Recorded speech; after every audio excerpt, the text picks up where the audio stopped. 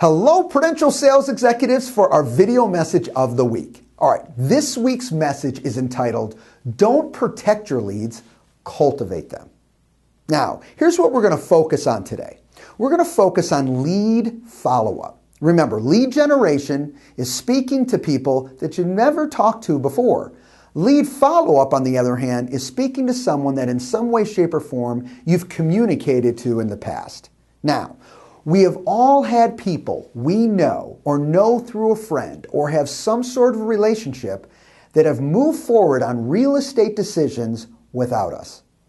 And we want to do our very best to make that vanish or to at least bring it to a minimum, the best that we can. All right, so how do we do this? Well, a couple things. First of all, we have to understand that lead follow-up is so very important. You know, lead generation is extremely important. But one of the biggest reasons, sales executives lose business is less on lead generation many times, it's lead follow-up. These are people that they know us, they trust us, we just don't communicate with them often enough or effectively enough, and we lose business because of it. All right, so I want to share with you just some thought processes around this concept and give you some ideas of how you can be communicating on a much more often basis. All right, so keep this in mind. You've got sales executives, or I apologize, you've got consumers out there now that as the market starts to adjust and change, well, you know what? It's changing their circumstances. Maybe you've got sellers now with equity that didn't have equity before. Maybe they know it. And now they're starting to make decisions and having thought processes that they didn't have 6 months ago. Maybe when you talk to them, it wasn't on their mind, but it is today. Let's say you have somebody who's just simply ready now because of the uplift in prices is ready to move up. I don't have a lot of equity, but I can sell this property now and I'm ready to move up and buy another house. Maybe they want a new home.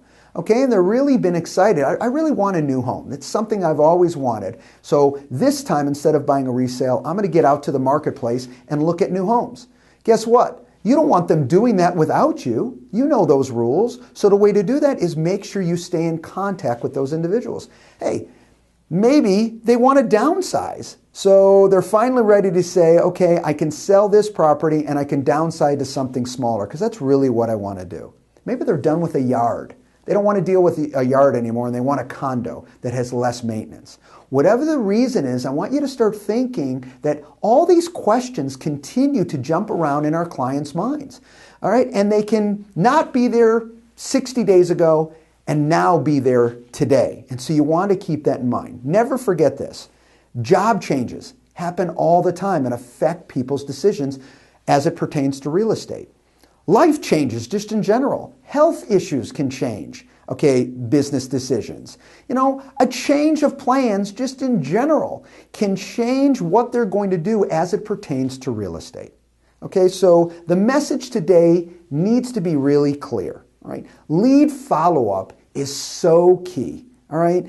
You have to have a specific system on a daily basis that you're going to say, I'm going to contact, I don't care if it's just 5, but 5 people a day I'm going to be talking to and asking these questions on an ongoing basis, and I'm never going to stop. And you know what? As time goes on, I will get through these individuals, in a very aggressive manner, and I'll tell you this much. When a decision comes up in their mind, if you talk to them often enough, you have the best chance possible that they'll call you when it's on their mind. Have a great week, everybody, and we'll talk to you next week. Bye-bye.